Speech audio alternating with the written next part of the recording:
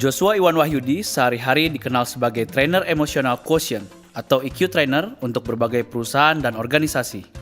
Beliau mendapat sertifikasi internasional sebagai EQ trainer dan coach, dan juga dipercaya sebagai EQ coach untuk finalis Indonesian Idol 2012 hingga 2018. Hingga kini, Joshua Iwan Wahyudi sudah menulis 38 buku dengan total lebih dari 125.000 eksemplar buku terjual. Joshua Iwan Wahyudi tertanam di Abalov Ministries, Jakarta Barat, dan menjadi salah satu strategic leader dan memimpin divisi worship, marriage ministry, dan pengajaran.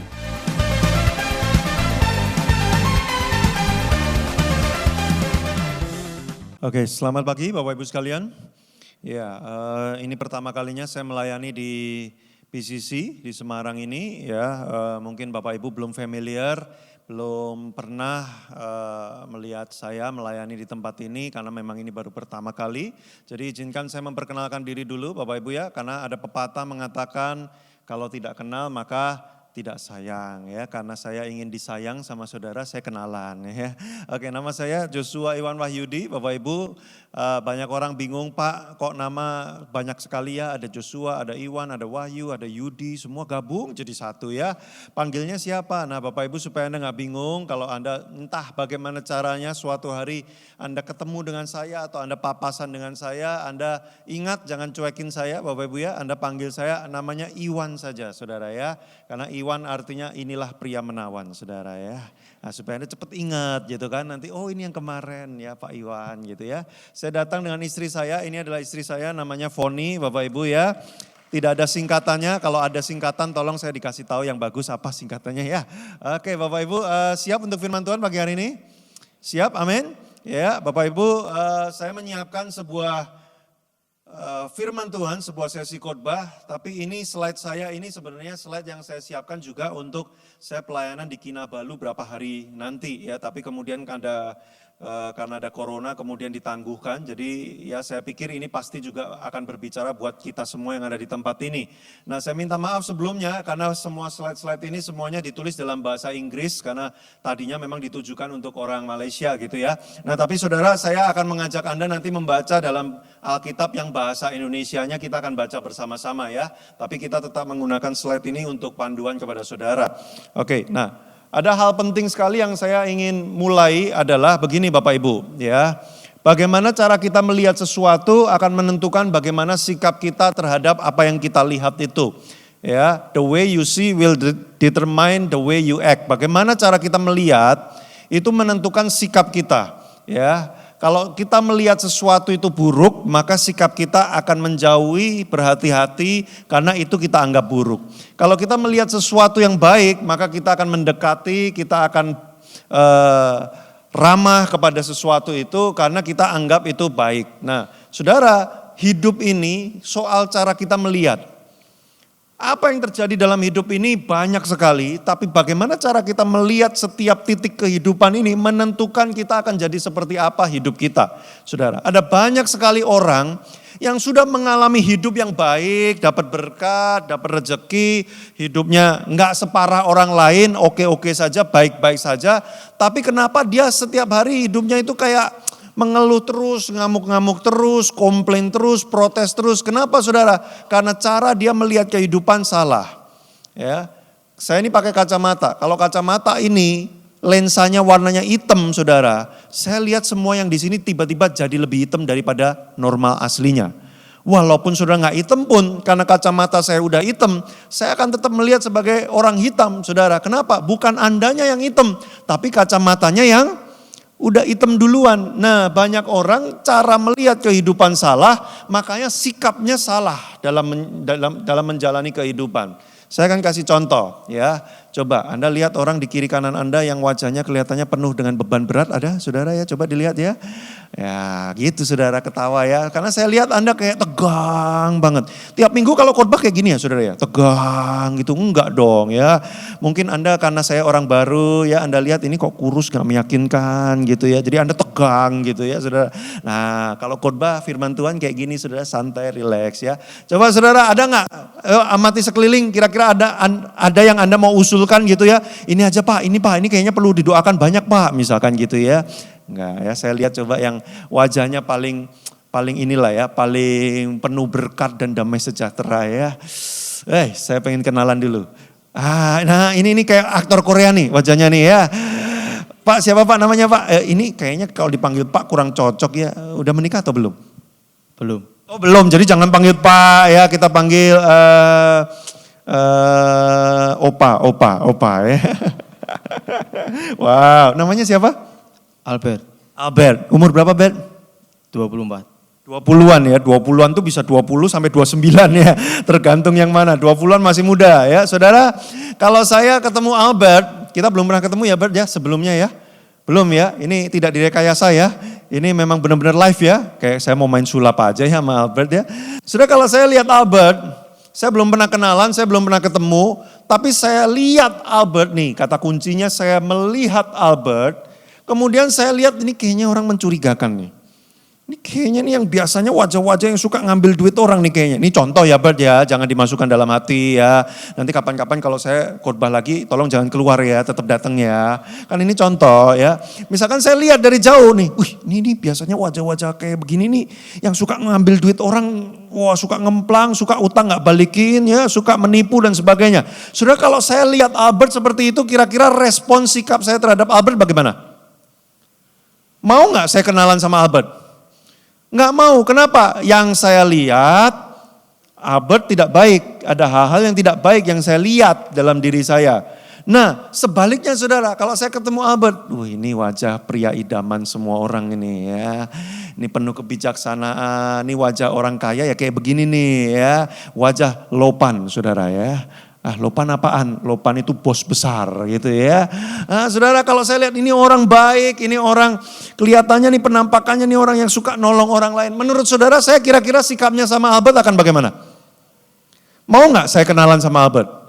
Bukan cuma kenalan, kalau bisa saya tempel dia terus ya kan. Kalau bisa dia habis ibadah makan di mana saya ikut ya.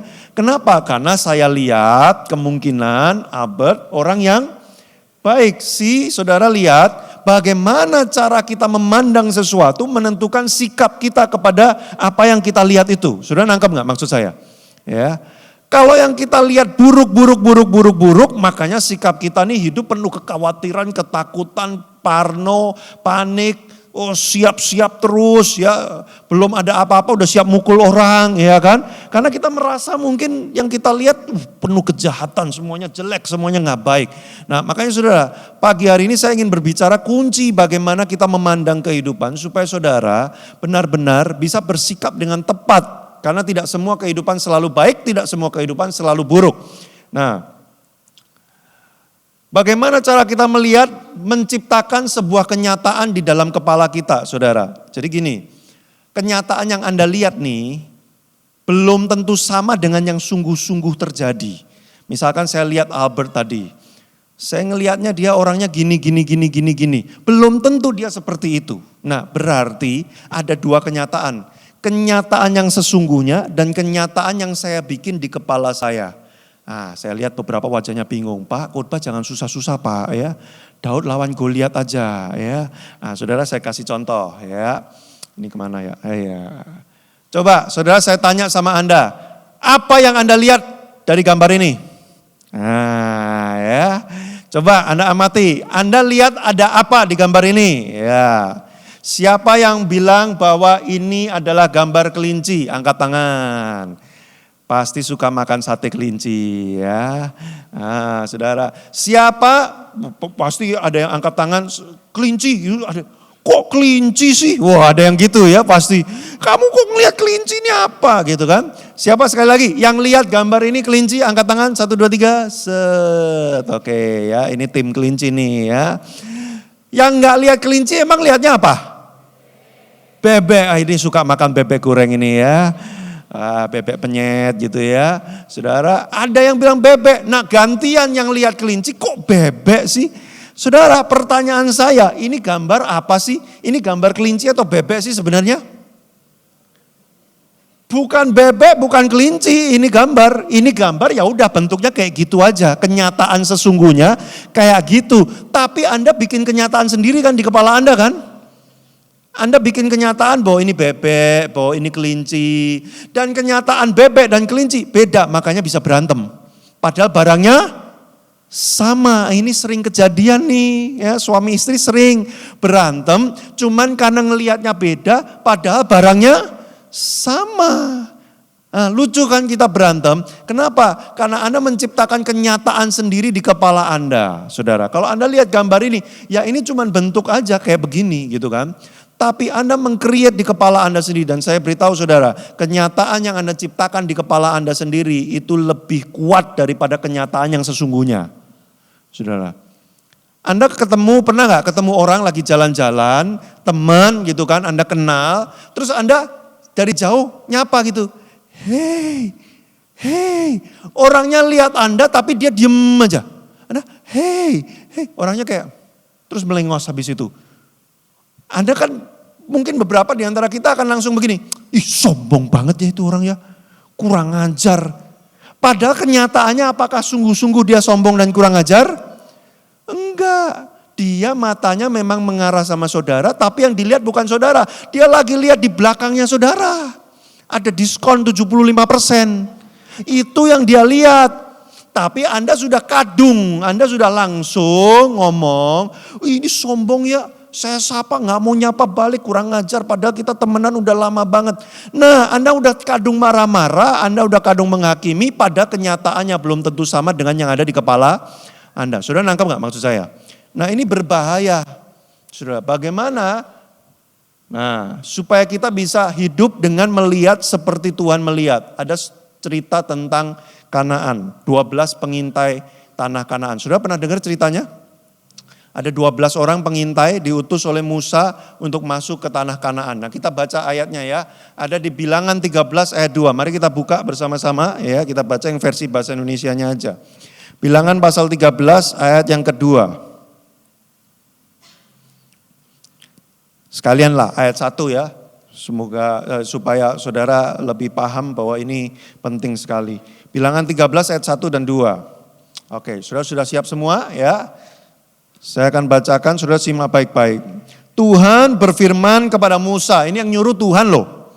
Ya, Tuhan berfirman kepada Musa, suruhlah beberapa orang mengintai tanah Kanaan. Ini kalimat penting. Yang akan kuberikan. Jadi kalau Tuhan sudah ngomong, akan kuberikan. Kira-kira Tuhan bakal bohong gak? Kalau kita ngomong, tenang ya, nanti kalau kamu sudah menikah, rumah ini akan papa berikan. Bisa iya, bisa enggak. Ternyata setelah menikah, tahan ya, sebentar ya, ternyata papa masih sangat sehat dan kuat ya. Tunggu dulu ya, sekian puluh tahun lagi. Gimana sih? Nah, ya. Kalau kita janji manusia kadang bisa iya, bisa enggak. Tapi kalau Tuhan bilang begini, masuklah ke tanah Kanaan yang akan kuberikan. Udah pasti enggak saudara? Pasti diberikan. Pasti, yang bikin pasti bukan janjinya. Yang bikin pasti siapa yang bikin janji. Yang bikin janji Tuhan, kalau dia bilang diberikan, pasti akan diberikan.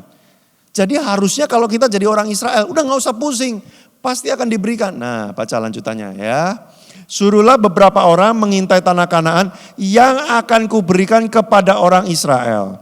Dari setiap suku nenek moyang mereka haruslah kau suruh seorang, semuanya ini penting. Siapa yang disuruh saudara? Pemimpin-pemimpin. Kenapa kata pemimpin penting? Karena kalau pemimpinnya aja udah ngaco, biasanya orang yang dipimpin ikut ngaco, ya kan? Di antara mereka, Bilangan 13 ayat 2. Maka berangkatlah saudara, jumlahnya 12. Karena ada 12 suku bangsa Israel. Setiap suku ada satu orang pemimpinnya dikirim. Saudara, Israel itu jumlahnya jutaan penduduknya waktu itu. Ya.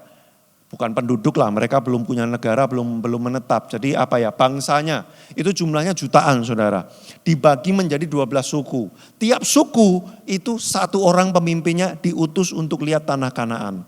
Nah, apa yang terjadi setelah mereka melihat tanah Kanaan saudara? Nah, mari kita baca ayat 27 sampai 28. Bilangan 13 ayat 27 sampai 28. Saudara masih bersama dengan saya? Amin.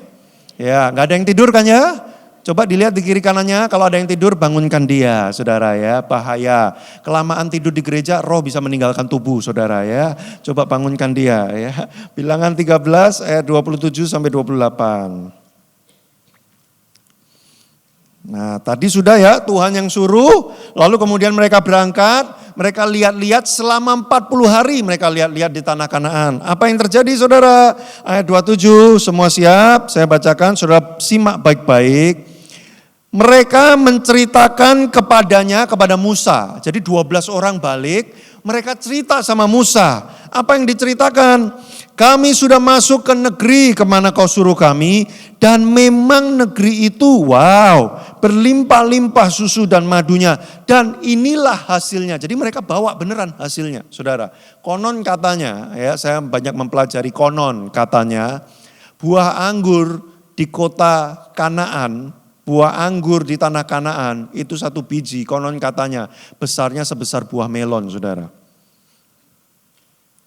Mungkin Anda bilang, masa sih, kayak gimana itu cara makannya dan sebagainya. Saudara pernah lihat buah raksasa enggak? Jadi di Nigeria, di Afrika pernah terjadi saudara berapa belas tahun yang lalu, kekeringan kerontang ya, mereka enggak panen selama berhari-hari. Lalu gereja-gereja di negara itu, di Nigeria terutama, di Afrika, mereka mulai doakan tanah yang kering itu. Karena enggak turun hujan, tandus, gagal panen, doakan, gereja berdoa, lalu terjadi mujizat saudara. Kemudian hujan mulai turun dan mereka ketika panen saudara, wortelnya besarnya segini saudara. Wortel, ya kan? Dan itu salah satu pemimpin kami pernah pergi ke sana foto sama wortelnya, saudara ya. Raksasa, besar sekali. Jadi kalau kita melihat di zaman sekarang aja masih ada sisa-sisa buah yang begitu besar, maka saya percaya ada kemungkinan besar juga buah anggur pada zaman itu di tanah Kanaan gedenya sebesar buah melon satu biji, saudara. Nah, nanti kalau Anda baca lagi cerita berikutnya, makin meyakinkan kenapa ada buah-buah yang besar sekali. Yuk kita baca ceritanya saudara ya. Mereka bawa itu buahnya, mereka bawa hasilnya. Wow, luar biasa. Ayat 28, tapi, nah ini dia ya. Bangsa yang diam di negeri itu kuat-kuat dan kota-kotanya berkubu dan sangat besar. Juga keturunan Enak telah kami lihat di sana. Saudara, namanya orang Enak tapi nggak enak saudara ya. Kenapa? Karena orang Enak ini adalah orang yang raksasa.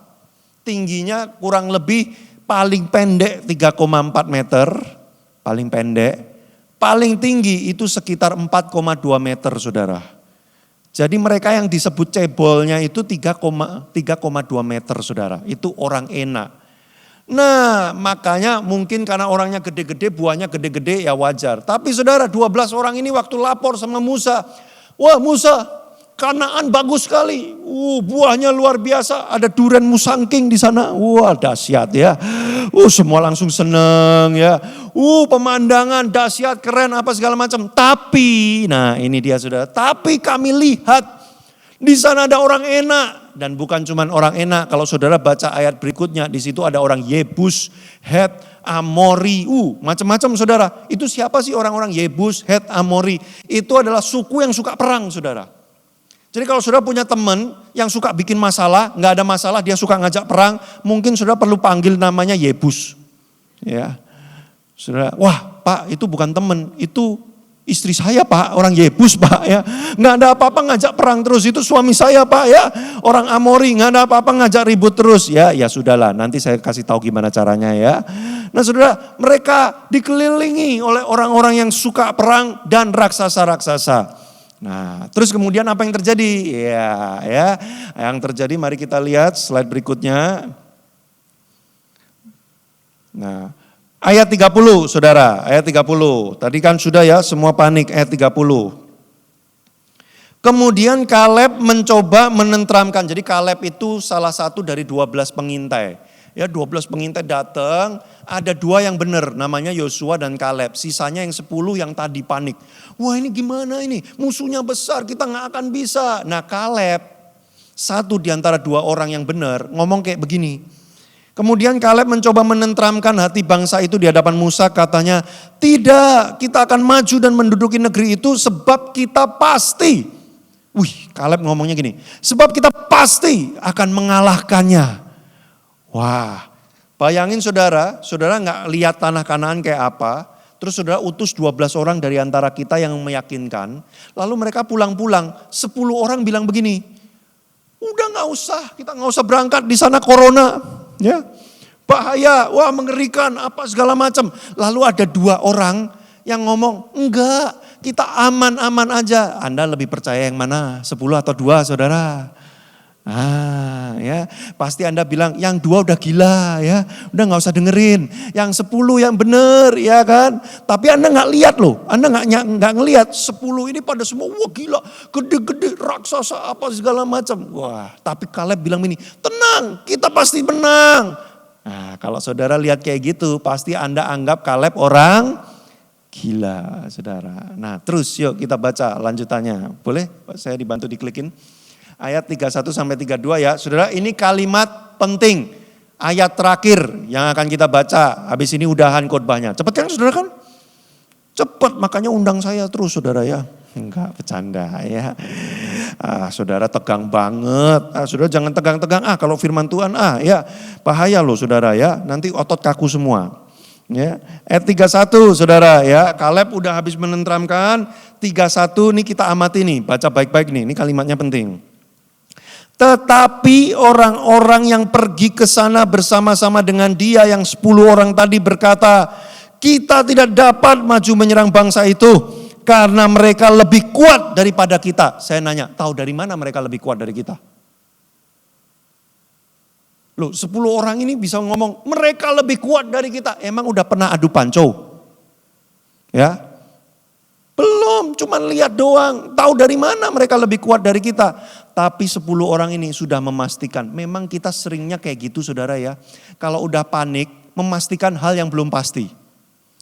Ya, jangan ke gereja. Pasti kena corona kamu nanti kalau ke gereja. Pasti kamu kena. Udah gak usah. Tahu dari mana? Itu yang di Korea Selatan. Jauh Pak, Korea Selatan sama Indonesia Pak. Ya mirip-mirip kan sama-sama gereja. Iya, tapi di sini gerejanya udah dicuci semua ya. Dicuci ya, dibersihin semua, whatever itulah ya. Susah ya. Udah saudara ya kan, setiap railing tangga apa pencetan lift aja semua dilap. Makanya saudara kalau mau saudara bawa sapu tangan, tiap kali ada pencetan sudah lap gitu saudara supaya merasa aman gitu kan.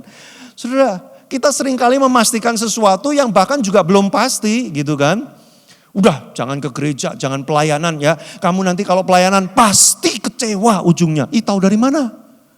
Sudah banyak teman-teman yang kecewa pelayanan di gereja. Nggak usah pelayanan, pasti kamu kecewa. Tahu dari mana? Dicoba aja belum. Justru itu Pak saya nggak mau nyoba karena udah pasti. Tahu dari mana? Nyoba aja belum. Terus kita ngomong kayak gini sampai ntar sore. Sudah kita sering kayak gitu, memastikan hal yang belum pasti hanya karena kita salah dalam melihat. Sama ini, mereka bilang ini, kita pasti tidak akan bisa mengalahkan karena mereka lebih kuat dari kita. Siapa yang bilang? Mari kita baca ayat 32 saudara. Wih ini ayat penting nih. Saya pengen kita baca rame-rame lah ayat 32 karena ini ayatnya cukup penting sekali ya. Kita baca bersama ya saudara ya, keluarkan suara ya. Jangan keluarkan abab ya saudara ya. Keluarkan suara. Oke semua siap. Ayat 32, 2, 3. Juga mereka menyampaikan kepada orang Israel apa? Kabar busuk tentang negeri yang diintai mereka. Dengan berkata negeri yang telah kami lalui untuk diintai adalah suatu negeri yang memakan penduduknya. Dan semua orang yang kami lihat di sana adalah orang-orang yang tinggi-tinggi perawakannya. Saudara, mereka menyebarkan kabar busuk, hoax saudara ya. Kenapa disebutnya kabar busuk? Nanti saya akan perlihatkan betapa busuknya kabar itu saudara ya. Tapi gini loh, di tanah Kanaan itu emang yang bisa dilihat cuman orang enak doang. Yang bisa dilihat emang cuma raksasa-raksasa doang. Ada pemandangan bagus, ada buah-buahan berlimpah, ada tanah yang subur, yang luar biasa. Kenapa yang ditekankan selalu raksasanya terus? Emangnya yang bisa dilihat cuma itu doang? Nih saudara, saya beritahu.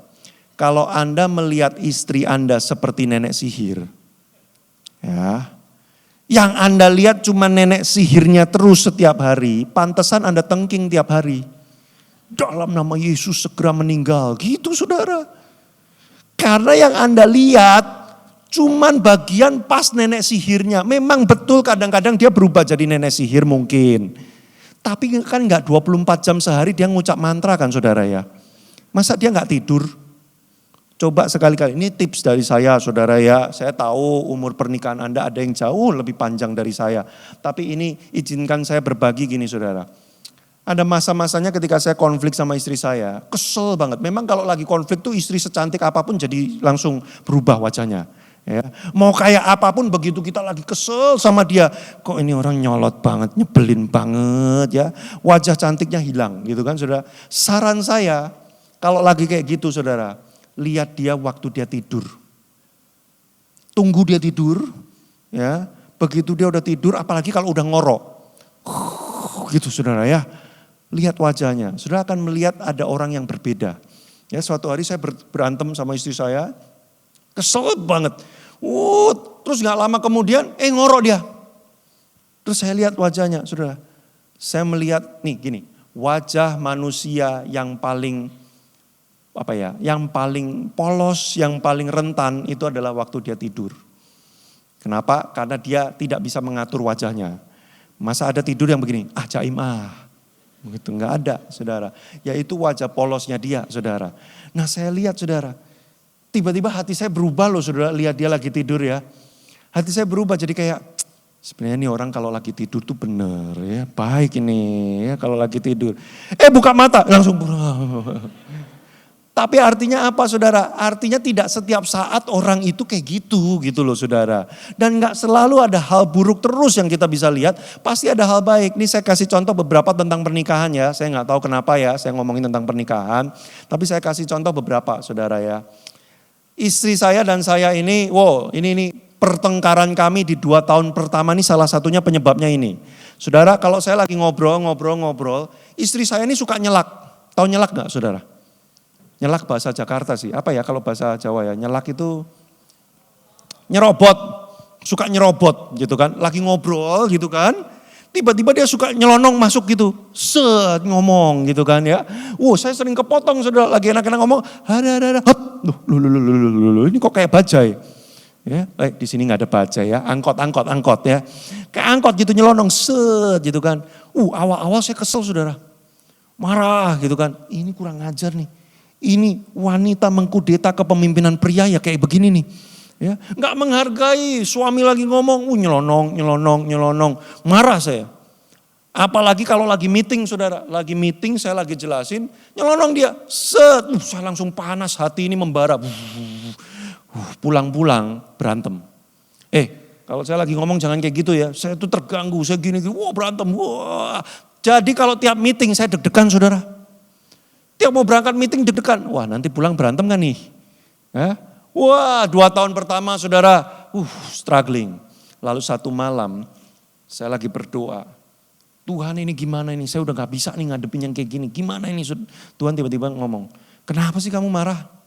Habis dia mengkudeta saya Tuhan.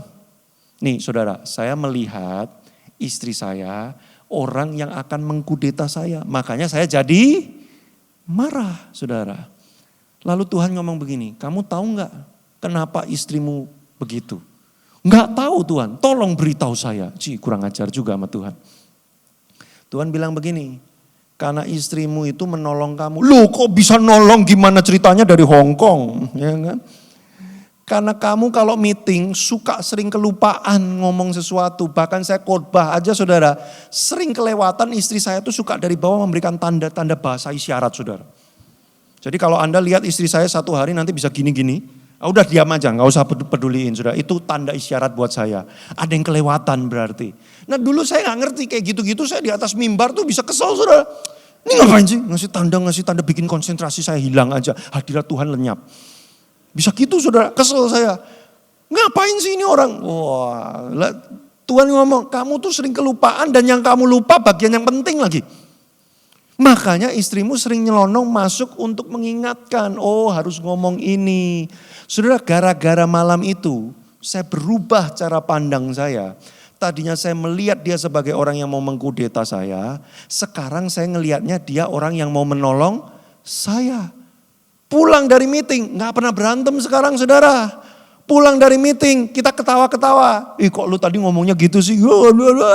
Ketawa-ketawa saudara. Padahal tetap sama gak barangnya? Sama, cuman beda kelinci atau bebek aja lihatnya saudara. Nangkep gak maksud saya? Hidup itu seringkali kayak gitu. Saudara, gini loh.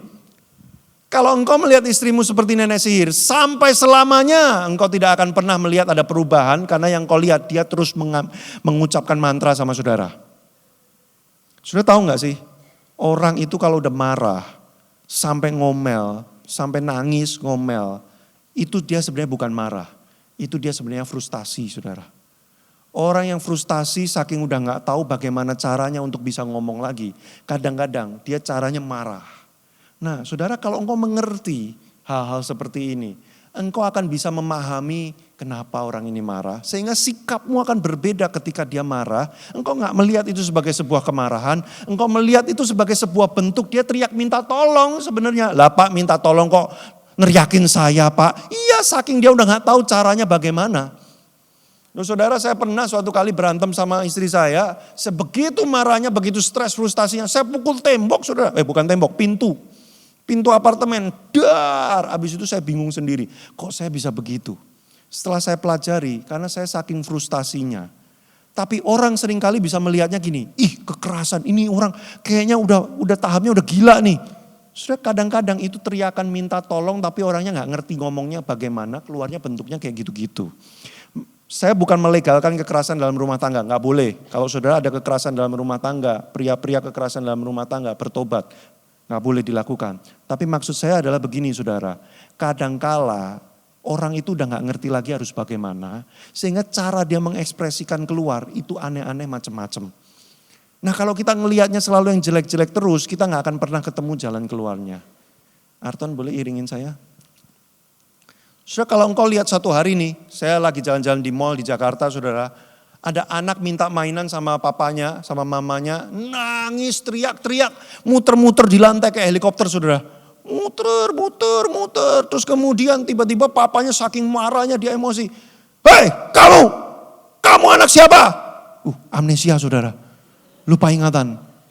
Kamu ini anak setan. Saudara, kalau dia udah teriak anak setan berarti bapaknya? Lah gak sadar dia saudara. Tapi maksud saya gini loh. Kalau kamu memandang anakmu sebagai anak setan, ada gak sih di antara saudara orang tua pengen punya anak setan? Gak ada dong. Kalau Anda sudah memandang, pandangannya udah salah. Ini anak setan ini. Maka yang Anda pengen lakukan apa? Usir dong dia. Gak pengen dia deket-deket sama saudara. Saudara nangkep gak maksud saya? Nih, ada wanita datang sama saya suatu kali cerita, Pak, istri saya tuh kayak cupatkai Pak. Hah? Maksudnya apa? Males Pak, tiap hari tidur kerjaannya bangun siang, gak kerja, judi, mabok melulu. Udah kayak cupatkai Pak. Lah saudara kalau Anda lihatnya seperti cupatkai kan tinggal dipanggang aja saudara jadi samcan panggang. Saudara nangkep gak maksud saya? Cara pandangmu terhadap sesuatu itu menentukan hidupmu akan jadi seperti apa. Satu kali ada orang datang ke saya lagi training makan siang, dia datengin saya sambil buffet gitu kan ngambil makanan. Dia bilang begini, dia kerja di satu perusahaan. Pak, Bapak seminarnya bagus tadi Pak ya. Tapi Pak ya tahu nggak, kami ini ya di perusahaan ini cuman sapi perah Pak. Saya mau ngambil makanan jadi berhenti sudah. Hah? Sapi perah? Sudah dia menganggap dirinya, dia memandang dirinya sapi perah.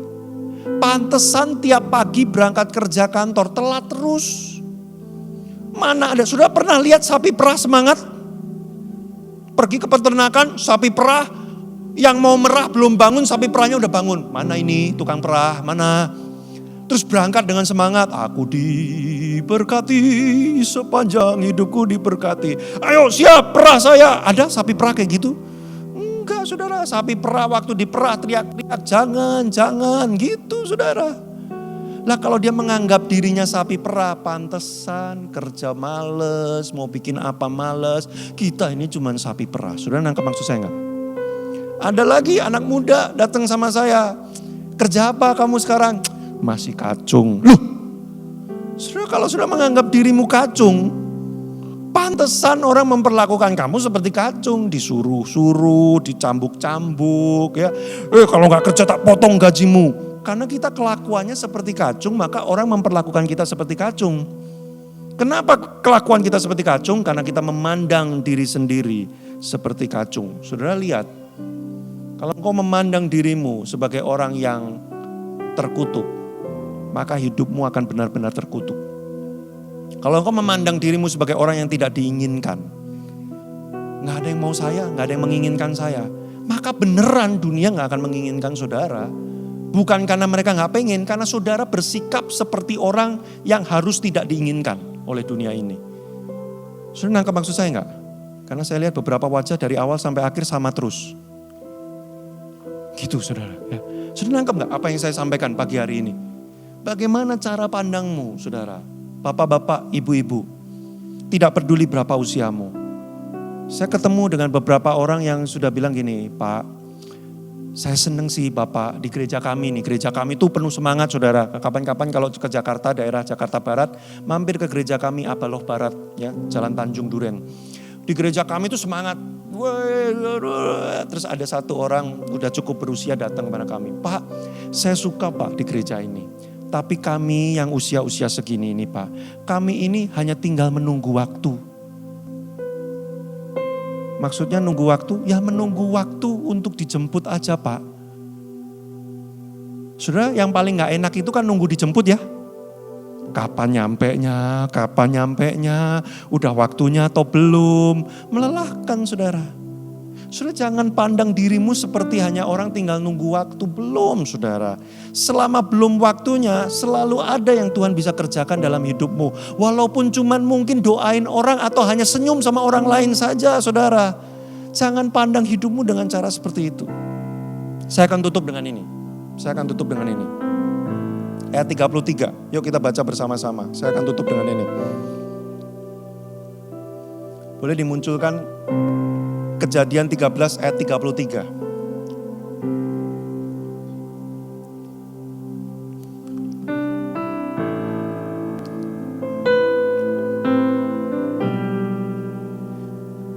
Ya, sebentar.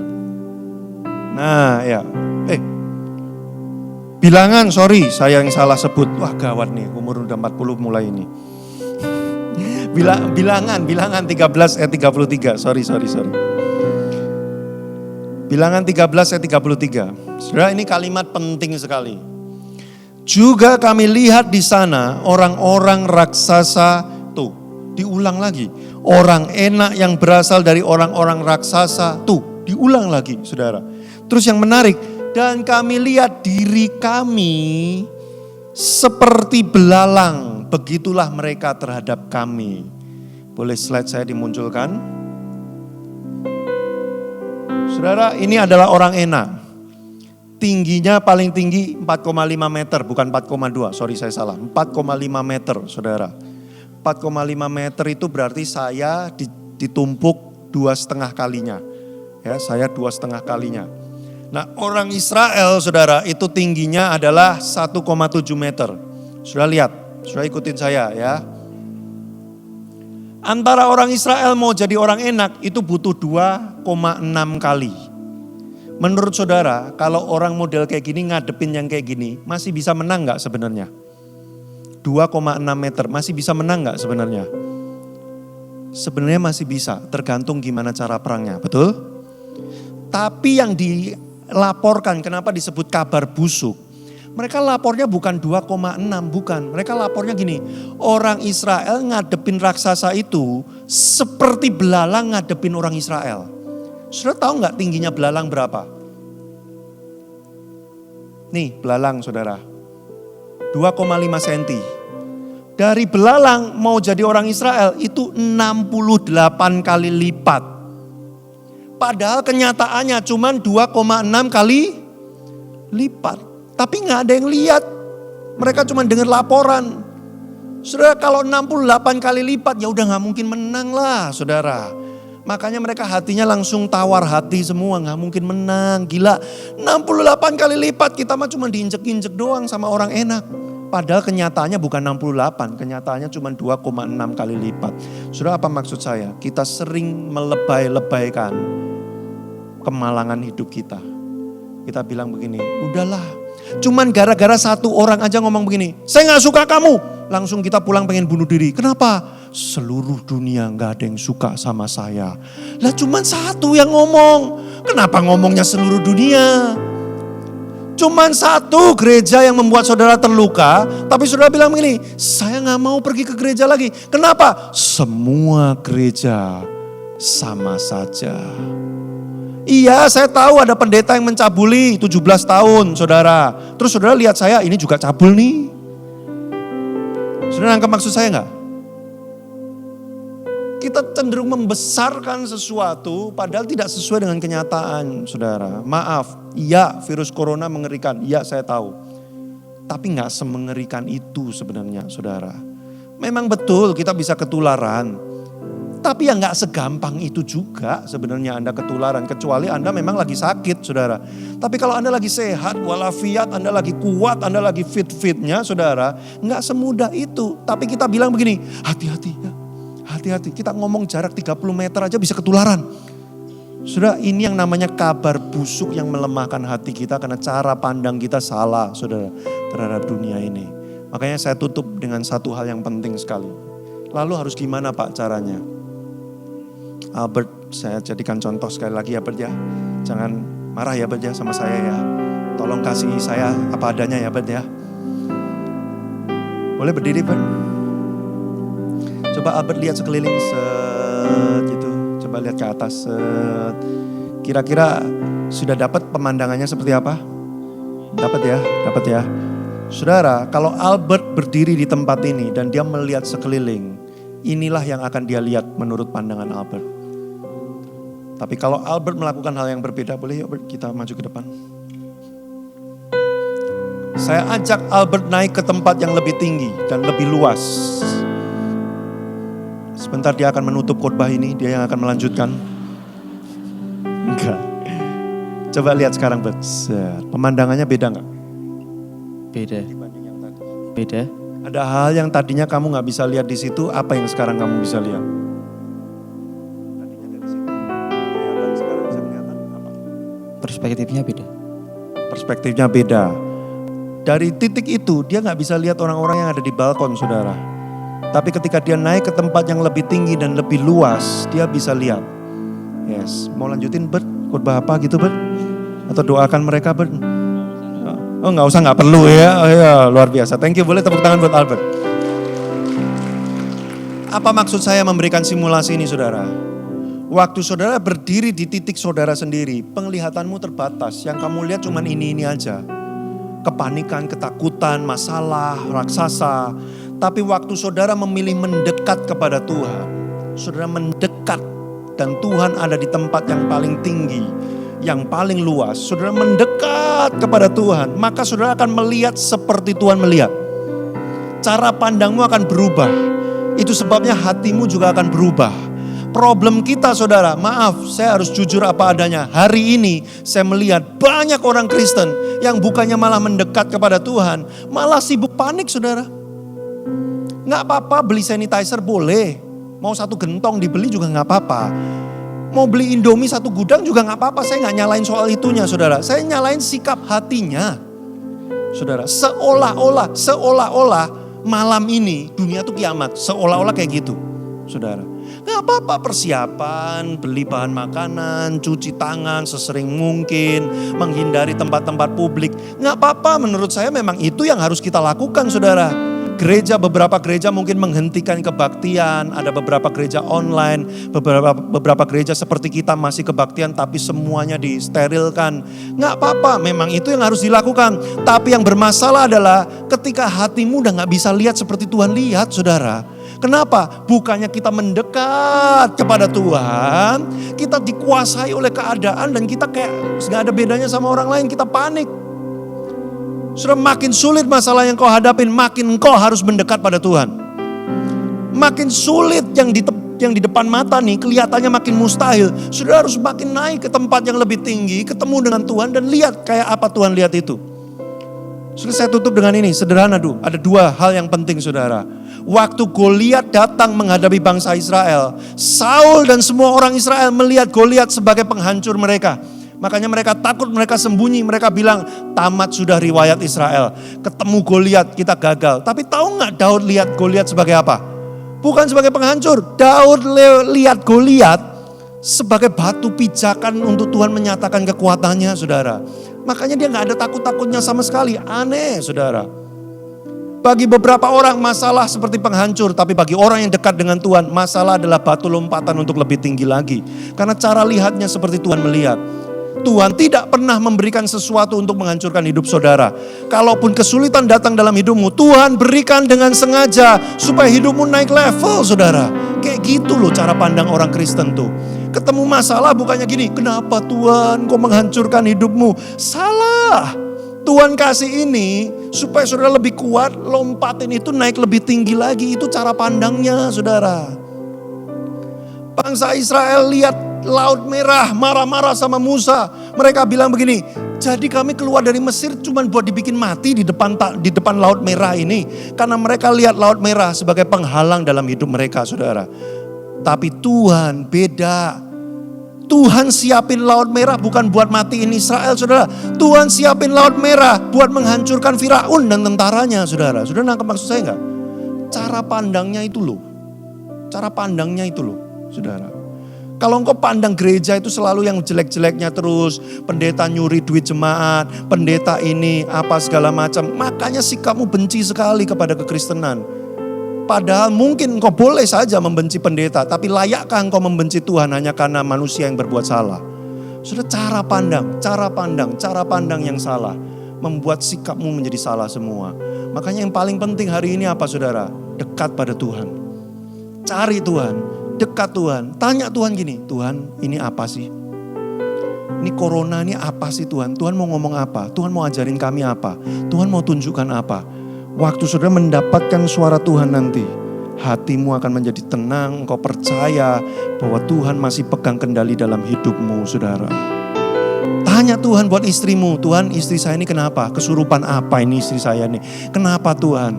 Saya pengen tahu Tuhan gimana. Suamimu tanya Tuhan saudara, kenapa suami saya kayak gini Tuhan? Apa yang saya harus lakukan? Waktu engkau mendengar suara Tuhan, sikapmu akan berubah, hatimu akan berubah, engkau akan menjadi lebih kuat. Saya cukup berbicara saudara, mari kita berdoa. Mari kita datang kepada Tuhan. Datang ke tempat yang lebih tinggi. Lihat seperti Tuhan melihat. Saya gak lama-lama, tapi saya minta saudara siapkan waktu untuk kita sungguh-sungguh pada pagi hari ini berdoa yuk. Apa pergumulan, apa kesulitan yang kau sedang hadapi hari-hari ini?